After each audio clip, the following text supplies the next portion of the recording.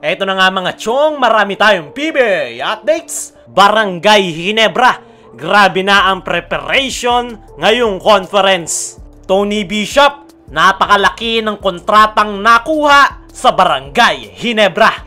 Ito nga si Tony Bishop mga chong, yung magiging interim import ng Barangay Ginebra ngayong Commissioner's Cup dahil sa pagkawala ni Justin Brownlee matapos itong bumagsak sa doping issue last Asian Games. Si Tony Bishop nga yung kinuha ni Coach Tim Cone dahil ito nga daw yung best available talent at wala nga daw silang panahon para kumuha ng bagong import na kinakailangan pang mag-adjust dito sa PBA. Si Bishop nga daw ay alam na kung paano at gaano kapisikal ang laro sa liga. At the same time, ay alam ni Bishop yung laro ng Ginebra at alam din ng Ginebra ang kanyang laro. At for your information, ay big time contract yung nakuha nitong si Tony Bishop sa Barangay Ginebra. Dahil ayon niya sa ating mga kuligleg, ay short but big contract nga daw yung pinirmahan ni Tony Bishop sa Barangay Ginebra. Short-term contract dahil 60-day guaranteed nga ang binigay sa kanya ng San Miguel Corporation. Short-term contract nga lang ang ibinigay ng Barangay Ginebra dahil hanggang sa ngayon ay inaantay pa rin talaga nila yung result kung gaano kahaba yung magiging suspension ni Brownlee.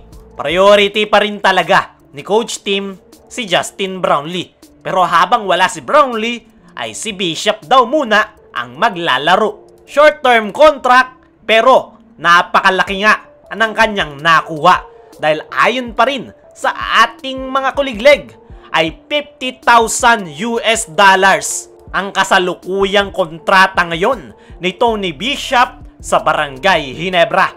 At kung i-convert yan sa Philippine peso ay 2.8 million per month at posible nga daw yang tumaas pa. Depende sa magiging performance ni Bishop sa Barangay Ginebra ngayong Commissioner's Cup.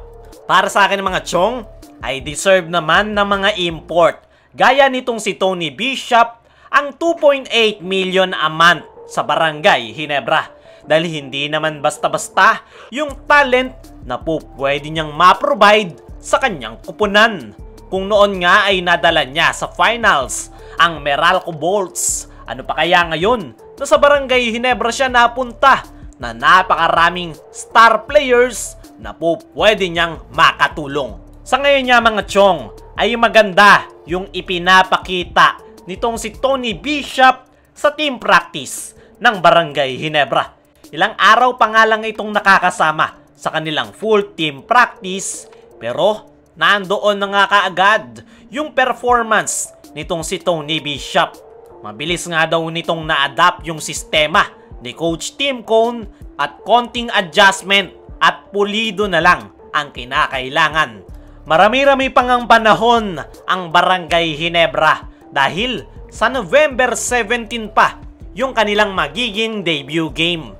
Kaya may pagkakataon pa si Coach Tim Cone at itong si Tony Bishop na mas mapulido yung kanilang sistema at makapag-blend itong si Tony Bishop sa Barangay Ginebra players. At hindi nga malabong madepensahan ng Barangay Ginebra ang kanilang kampyonato sa tulong nitong si Tony Bishop. Sana lang talaga ay mag-materialize ang nasabing import sa kanyang bagong kupunan. Malakas at mahusay. Kailangan lang talaga ng tamang sistema at tamang kupunan. Sa kabilang banda, Barangay Ginebra, grabe na ang preparation ngayong conference. Ito nga ang Barangay Ginebra mga chong ay ang isa sa mga kupunan na late nagsimula ang team practice. Dahil yan sa nanggaling nga sa bakasyon yung Gilas Pilipinas players, pati na rin si Coach Tim Cone. Kakabalik nga lang nila ng bansa, maging ang kanilang bagong import na si Tony Bishop ay kailan lang dumating ng Pinas. At ayon nga sa ating mga kuligleg, ay grabing preparation nga daw ang gagawin ng Barangay Ginebra para makahabol. At magkakaroon nga daw ng closed door practice ang Ginebra at nagkaroon pa ng training camp. Kinumpirma na nga rin yan nitong si Barangay Ginebra Assistant Coach Olsen Racela ay noong Lunes daw nagsimula yung training camp ng Barangay Ginebra sa Inspire Sports Academy. Lahat nga daw ng kupunan ay maagang nagpractice at huling-huli na nga daw sila. Kaya nagpunta daw sila ng Inspire Sports Academy at 3 times a day nga daw yung kanilang practice para mahabol yung mga kinakailangan nilang habulin. Starting Monday. We're hoping that will be enough. All the other teams have been practicing for so long already. Yeah. So that's why we're going to Inspire to have like thrice a day practices para mabawi namin yung nawala. At umasa nga si Coach Olsen Racela na by November 17 ay ready na sila.